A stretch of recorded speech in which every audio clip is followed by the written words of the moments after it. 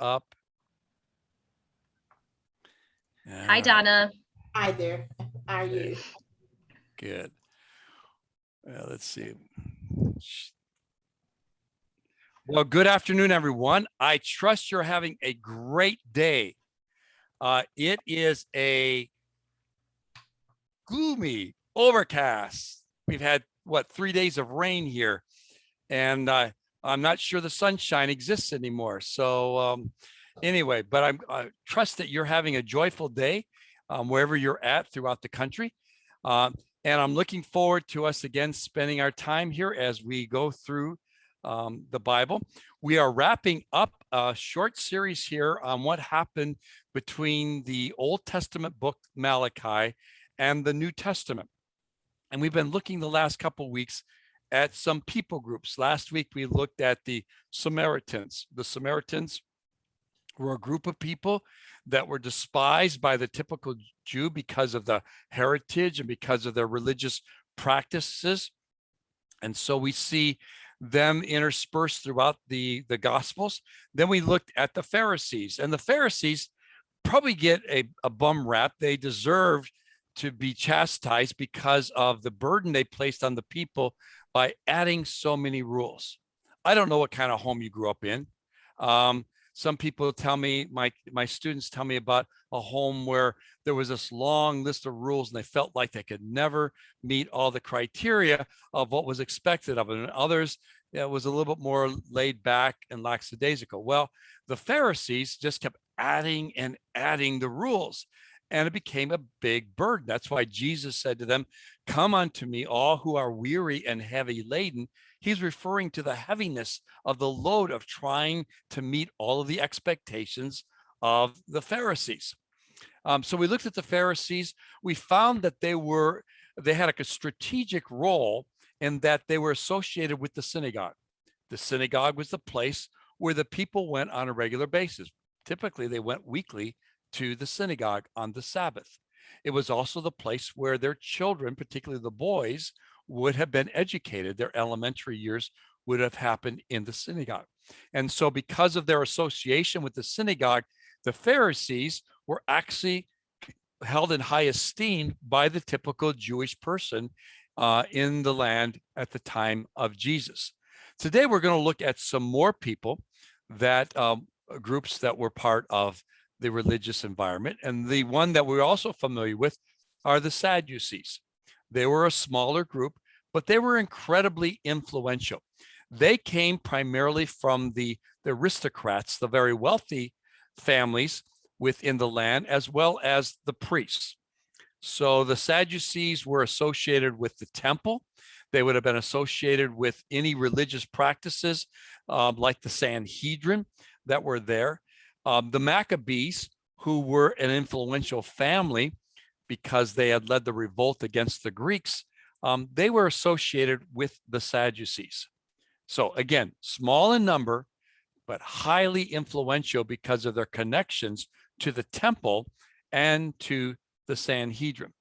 They tended to be liberal. They tended to not take God's word at face value. In fact, they were very meticulous about believing in the law, the first 5 books. But when it came to the books of the prophets and others where there were many miracles that were presented there, they found that to be hard to believe. They were rationalists. If they couldn't explain it, then they wanted nothing to do with it. And that was very interesting. I think there's lots of people today that fall into that trap. And I don't know if you've ever seen a miracle, but I've seen several miracles. In the church I pastored, we had a boy that was accidentally run over. He was a 2-year-old boy that was run over by his dad with the van. And the people who saw the event took place, they said, it's like the tire just came up inside the vehicle, so it just went over the top of the boy. And all he had on him were marks where it looked like tire marks had crossed his back and crossed his heel. But outside of that, there was nothing wrong. Truly a miracle. How do you explain that? It's not explainable. That's really the definition for us of a miracle. It violates the natural laws, because naturally, if a vehicle ran over someone that small, it probably could have killed him. But something supernatural took place. Well, the Sadducees couldn't get their head around the miracles, and so therefore they didn't want to listen to the prophets. They believed the law basically in terms of what was passed down by Moses, but even then they didn't necessarily believe all of the miracles that took place in those first 5 books. So again, they saw the Pentateuch or the first 5 books as authoritative. Again, while they were smaller in number than the Pharisees numbered around 6,000. The Sadducees were a smaller number. They were highly influential with the temple. But because of their position, they also were prone to compromise. Because see, throughout much of Jewish history, particularly after the Babylonians had conquered them, and then the Greeks came into play, the Persians were there. So they always were under somebody's thumb, so to speak. But many of those ruling empires allowed the Jews to kind of take care of the day-to-day matters. And that's what the Sadducees did in the temple, worship, as well as among the Sanhedrin. In order to keep their positions, they felt that they needed to compromise with their rulers. And so when there was pressure to adopt more and more of the Greek culture, it was the Sadducees that accommodated many of those practices because they wanted to keep their influence. The Pharisees, on the other hand, did not feel obligated. They were there with the common people, and they would push back against these influences. They wanted to stay true to their heritage and to the Old Testament and the old law. But the Sadducees, because they were there and had political influence as well as some religious influence because of the temple, they would sometimes compromise. Now, they didn't compromise in everything, but they compromised enough that they got alienated from many of the typical Jew in Jesus' day. Now, there were those that were violently opposed to what the Sadducees did. And they were violently opposed to the fact that they were being ruled by a foreign entity like the Roman Empire. They are called the Zealots. They were Jewish revolutionaries. They were called for their national independence, and they believed that they would usher in the Messianic, but rather than doing it by change of heart, they would do it by force. And I imagine that they had weekly meetings where they would talk about that we need to do something. We need to throw off the shackles of the oppressor that's in our land. And so many of them became armed rebels against Rome. They were found primarily in the Galilee area. Now, what's so strategic or significant about that? This is the area that Jesus began his ministry and where most of the disciples came from. It was up by the Sea of Galilee. And so up them, there was a large group of people, again, not large in number, but significant, that they're referenced in our New Testament in the Gospels as the Zealots. And again, they were people that were wanting to overthrow the Roman Empire, and many of them resorted to arms. For example, there were some that were called the Sicarii. That's Sicarii. The Sicarii. They were known as the dagger men, the assassins. And if you'll give me 30 seconds, I'm going to go get a replica in my other room and show you what the Sicarii used in their assassination. So just give me a second.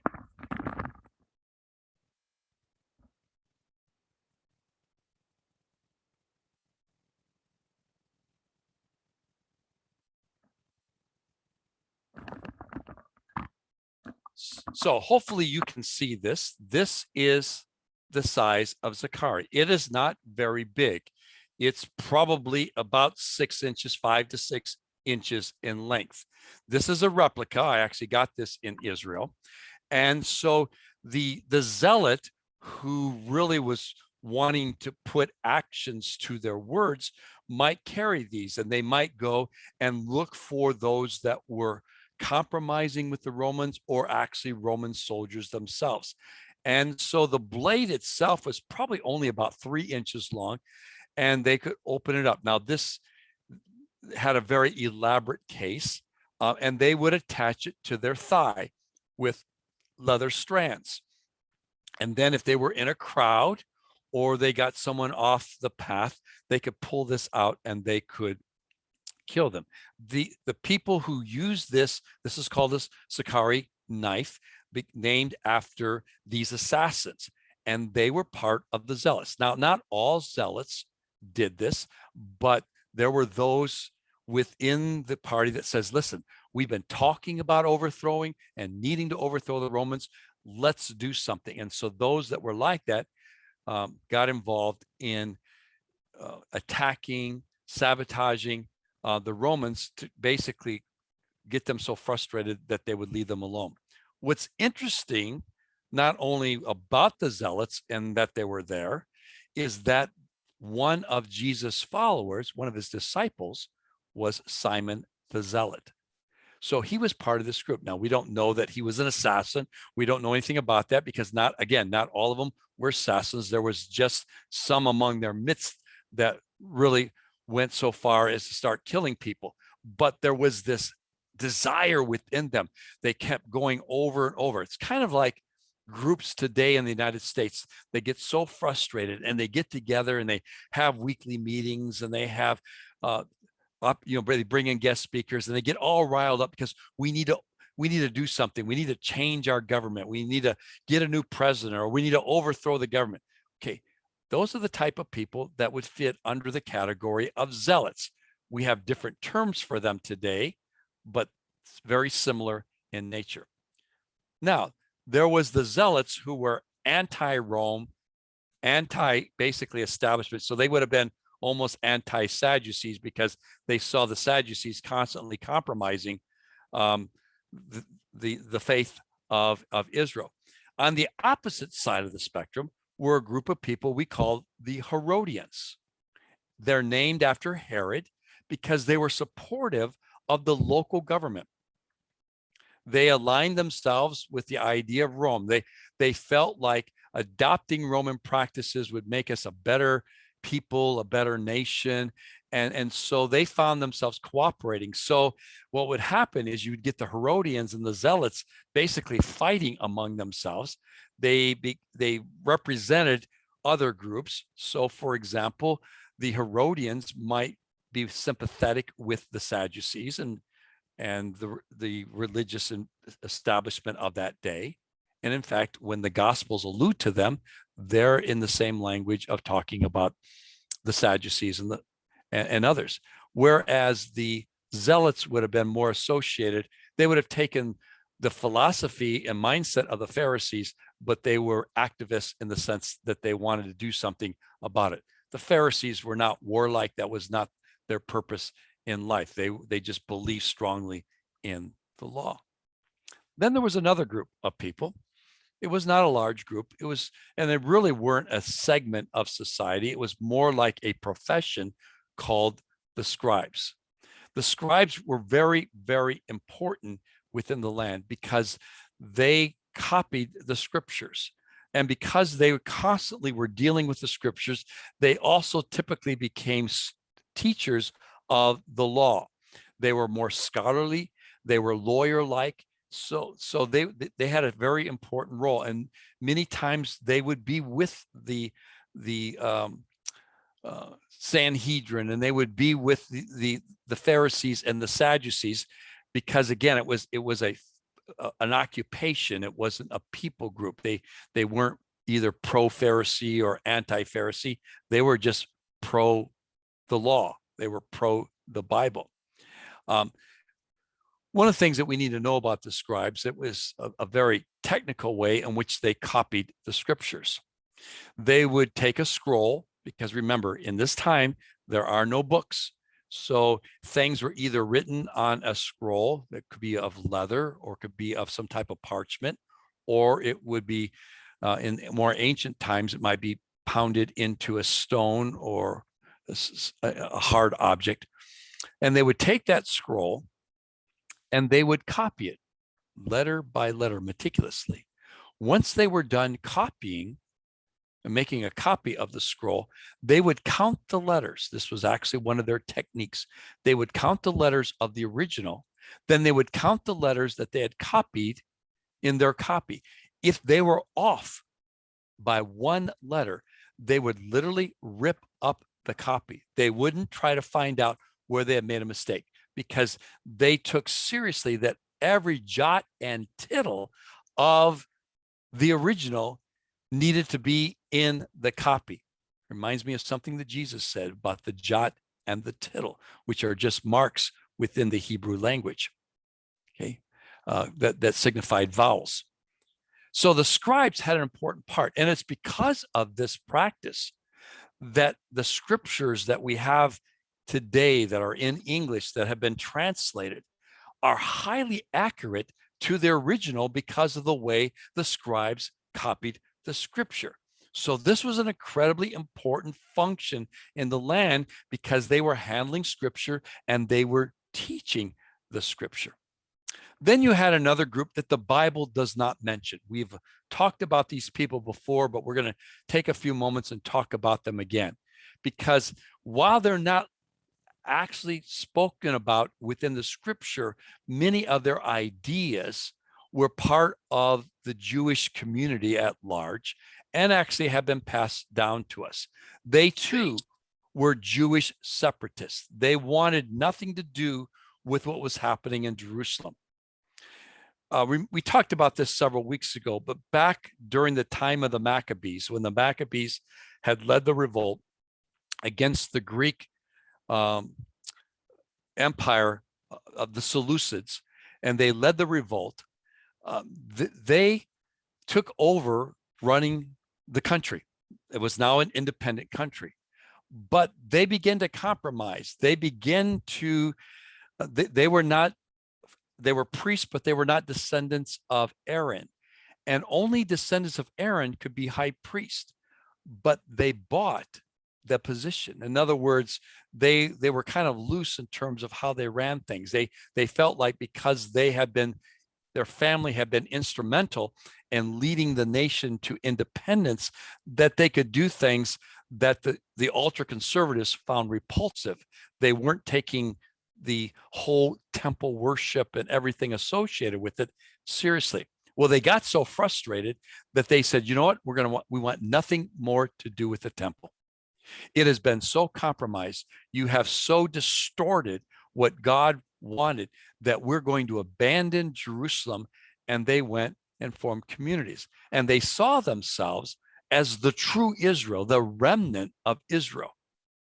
God in the Old Testament had said that there would always be a people, a remnant that would be his people, that would follow him. And so they took those words from the Old Testament and they took them to heart and said, listen, the people of Jerusalem that are practicing the worship and leading the people, they have totally abandoned the things of God, and we want nothing more to do with it. And so they left and they formed these communes. They considered everyone outside of their group, they're us, and everyone else is them. All of the thems they considered to be lost, apostate, people who had strayed from the faith of their fathers.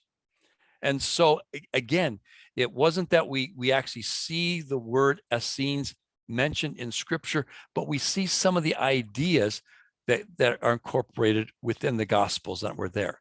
Now, what was their teaching? They were heavy on looking at the future of Israel.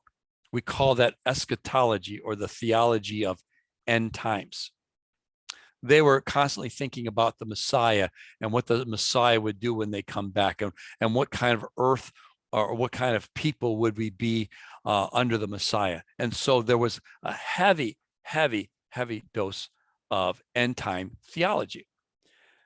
Not far unlike some Christians are today, who want to spend all their time talking about what the life is going to be like when the church is raptured and when the tribulation takes place and when Christ reigns during the millennial reign of 1,000 years, and then what life is going to be like in eternity. There's nothing wrong with talking about that, but some people, they're consumed with that thought and that expectation. Well, that's exactly what the Essenes were doing, is they wanted nothing to do with the religious practice of the day because they felt like the typical Jew had abandoned the faith of the fathers. And now they were looking forward to a new heavens and a new earth, a new existence under the Messiah. They lived in these isolated, self-sustaining monastic communities. We call them monastic. Monastic is the word we get monk from. It's where people separate themselves from the average person and live in these little communities or communes. That's what the Essenes did. Now, next year, when we kind of do an overview of church history, we're going to talk about the monastic movement in the time of the church after the 300, 400, and 500s. And then later on, we're going to talk about the Benedictines and the Jesuits and everything else. They come out of the monastic movement where people came into these groups and they separated themselves from everyone else. Some were more involved in society. Some actually removed themselves from society. So while we are going to talk about that in the future, we see the first evidence of a group of people who love God, but they wanted nothing to do with society in general. And they formed these little monastic communities. They isolated themselves from people. They were self-sustaining. Families were there. They were having kids, but they didn't want anything to do with the outside world. And one of the big communities was found near the Dead Sea. The day was going to come when Rome was tired of all of the rebellion within Israel. And so they came in to now not just rule it, but to destroy it. They were tired of the temple. They were tired of everything associated with the temple. They were tired of all these people and their rebellious action. And so they came in to destroy it. And we talked about this several weeks ago, but let's repeat it again for those who are new on our Bible study this week. And so what they did is these Essenes wanted to preserve their writings. They wanted to preserve the Holy Scriptures, which would have been the Old Testament. And so before the Romans could come and destroy their communities, they went and they put these holy writings and these writings that the Essenes had about their community inside clay vessels, and they hid them in caves. So that when the Essenes were eventually destroyed, we'll talk about that in just a moment, but when they finally were destroyed, they wanted to make sure that their writings continued on. The only problem was no one knew where their writings were hidden until 1947, when a shepherd boy who got bored threw a stone in one of the caves near the ruins of one of these communities, and a clay vessel broke. He climbs up the face of the rock, gets into the cave, and he finds literally hundreds of clay jars that are filled with scrolls. Some of the scrolls were the Old Testament, like we found primarily the whole book of Isaiah. Some obviously have deteriorated, and so we found bits and pieces. We also found a lot of writings. Those documents that were found, because they were found near the Dead Sea, became known as the Dead Sea Scrolls. And they found that there were many caves that were filled with these clay vessels. Who put those clay vessels there with all of those writings and scrolls? It was the Essenes. And so we are grateful for these people because they were smart enough to hide these things, and the Romans never found it. And we now have the benefit of having access to these ancient documents. But let's talk a little bit more about the Essenes. I have here a picture of where the Essene community was. You see in the backdrop the Dead Sea, and along the Dead Sea are these cliffs, and in these cliffs are the caves. that are there. And here in the forefront is the community of Qumran, where one of the large communities took place. And so we know these people existed, and because of the writings we found, we know what they were like. When the Romans were coming after them, the Essenes hid their scrolls in the caves, and then they fled to the top of this mount. This is called Masada. Some of you may have heard of Masada before. And this is where the Jews, the Essenes particularly, were going to hold out against the Romans. They knew that the Romans could not attack them on top of the mountain. It was sheer cliffs that took place. And there was just very narrow paths that could get you to the top. And so they knew that if they had enough food and if they had enough water, they could outlive basically the Romans. Now, you may not be able to see it because I don't know how large it is on your screen, but at the front, closest to us of this flat portion, you see what looks like some buildings. This is the top or the entrance to Herod's palace. If you kind of go down about halfway down, you'll see there's some white spots. Those are part of Herod's palace. Herod built a beautiful, beautiful palace. The tragic part is he never went there. He did lots of buildings throughout the Middle East, throughout Israel.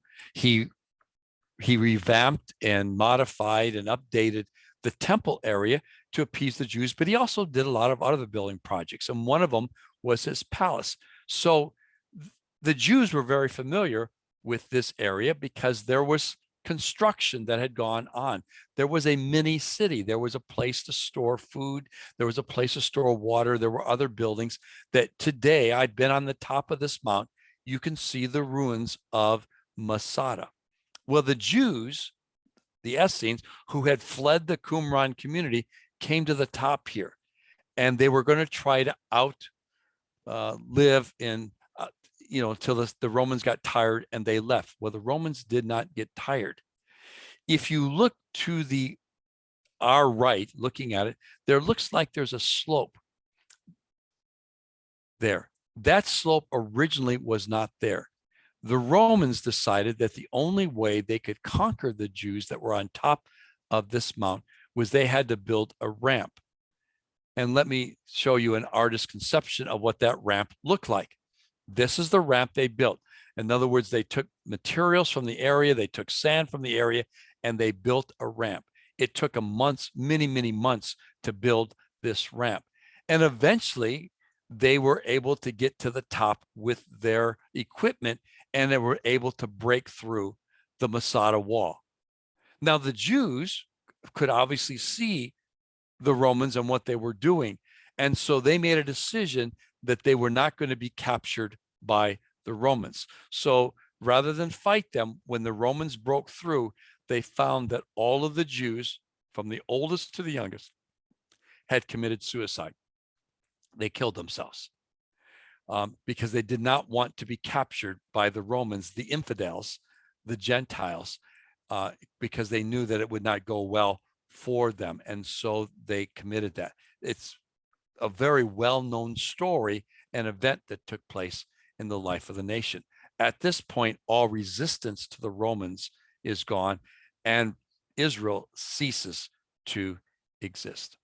There were a couple of other groups we want to talk about there. There was the Sanhedrin. Now, the Sanhedrin is not like the Pharisees or the Sadducees. It's more of a deliberative body. It's like the Senate or the Supreme Court. It was made up of 70 men who served as political and religious leaders of Jerusalem. Here's how it worked. Rome would appoint someone to be governor over the area or king over the area, so to speak. But they didn't deal with the day-to-day aspects of life within the nation. They left that to the Sanhedrin to be responsible that the people behave themselves. Because as long as everyone was at peace, Rome was happy, taxes were being paid, everyone was good. This is why they were so upset with Jesus, because they were concerned that he was going to lead a major revolt, and that would undermine their influence with their Roman masters.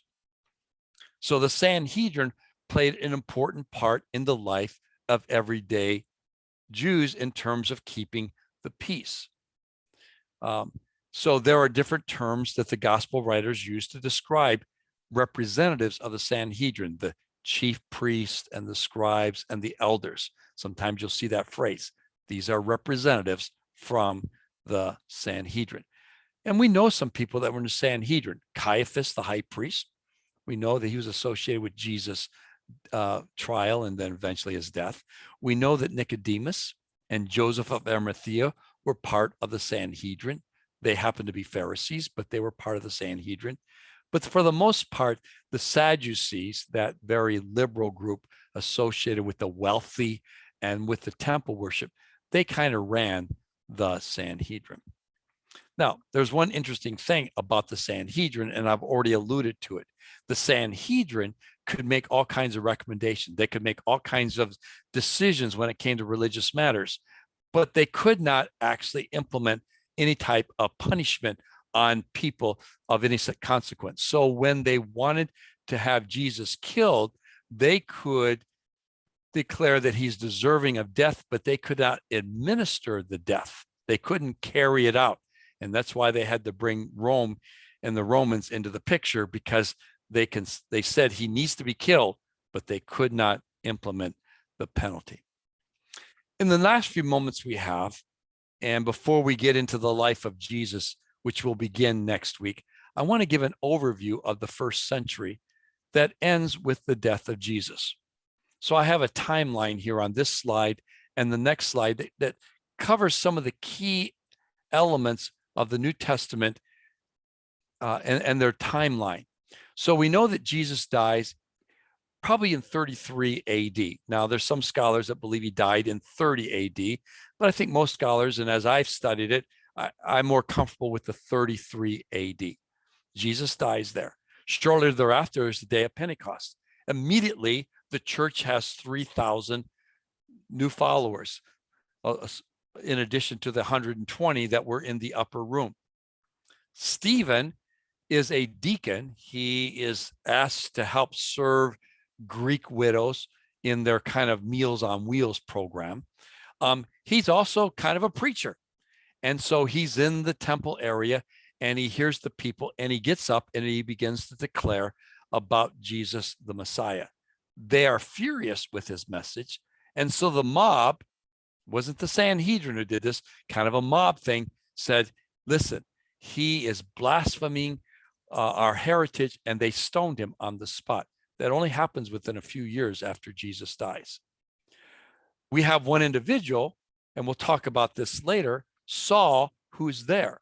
Now, what's Saul doing in Jerusalem? We know him as Paul, but he was Saul at this time. What's he doing in Jerusalem? Well, he came to Jerusalem from his hometown to be trained as a rabbi. And so he's in Jerusalem. He's there. He may have been part or very much involved with the death and the killing of Stephen. But within a year or two after that, Paul has his incredible, miraculous conversion. And that happens in 36 and 37 AD. A few years after that, in 44 AD, James, the brother of John, the first disciple to be killed, is killed. And so he's the first disciple. Most of the disciples, except for John, the brother of James, are all killed. John dies of natural causes in 100 AD. So James is killed. James, a different James, the brother of Jesus, he writes one of the first writings that we call the New Testament. Now, Jesus had 4 brothers. The scriptures tell us that his brothers' names were James, Judas, who we know as Jude, Simon, and Joseph. Those were the 4 brothers, the 3 brothers that James had. James becomes important because he's the pastor of the Jerusalem church. It wasn't one of the apostles. It was the brother of Jesus. He writes his first book. he writes the letter of James that we have in our Bible. Then shortly thereafter, Paul again starts his first missionary journey in 46 to 48 in the late 40s. He writes the book of Galatians. That's his first book. Then the Gospel of Mark is written, which the Gospel of Mark are basically the sermons of Peter. So this heavy focus from Peter's perspective. Then we have Paul's second missionary journey in 49 to 52, and he writes 1st and 2nd Thessalonians during that journey. Then we have his third journey in 53 to 57, and during that he writes Corinthians and Romans. And the Gospels of Matthew and Luke shortly thereafter are written. We know Mark was written first because all but 31 verses of the Gospel of Mark are found in Matthew and Luke. So they had access to Mark, but of course, Matthew and Luke add additional material, different stories, different sayings of Jesus beyond what Mark had given to them. And finally, Paul is taken to Rome around 60 AD. While he's in Rome, Luke writes the book of Acts.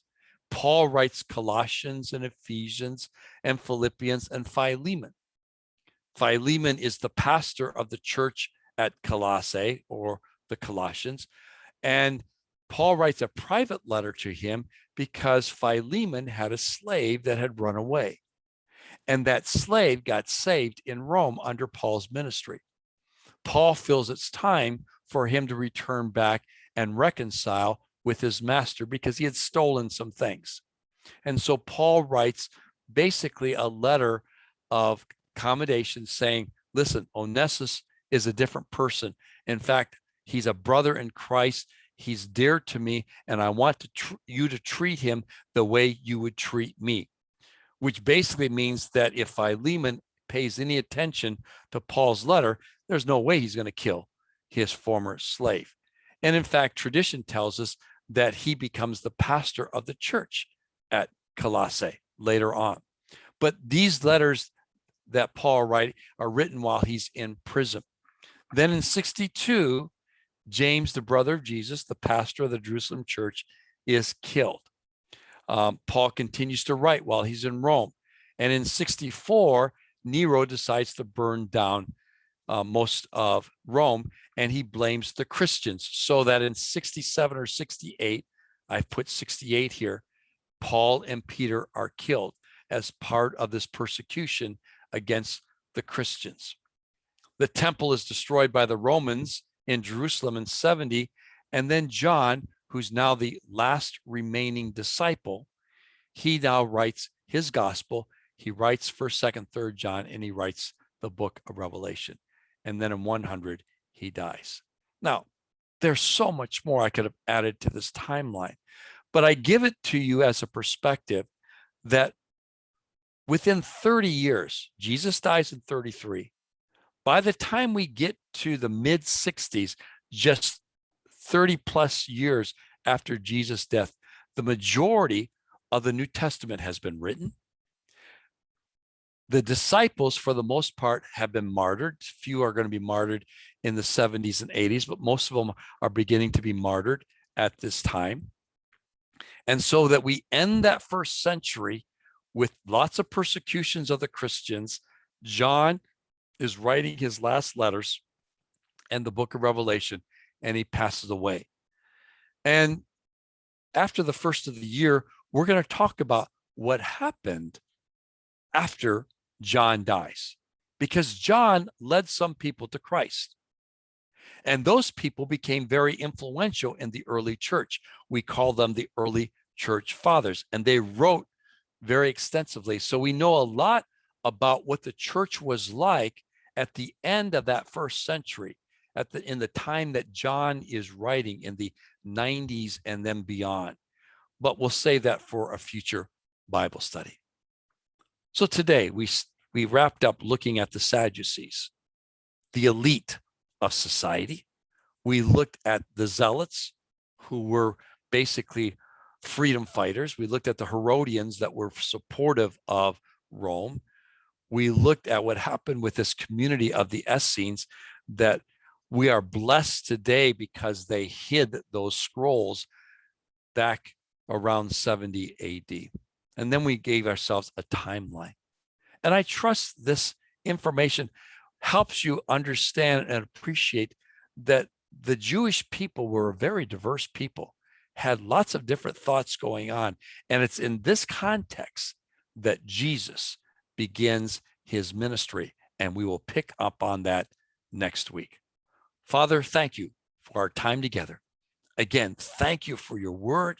Thank you for what has been passed down to us. And Lord, we are so appreciative that there were people that protected those manuscripts so that we know that our Bible today is incredibly, incredibly accurate to what was written when the apostles wrote and Paul wrote those early letters. Go with us now. Keep us safe. In Jesus' name we pray. Amen. God bless you all. Have a great week, and we will see you next week. Thank you so much, Dwayne. We'll see you next time. Bye now.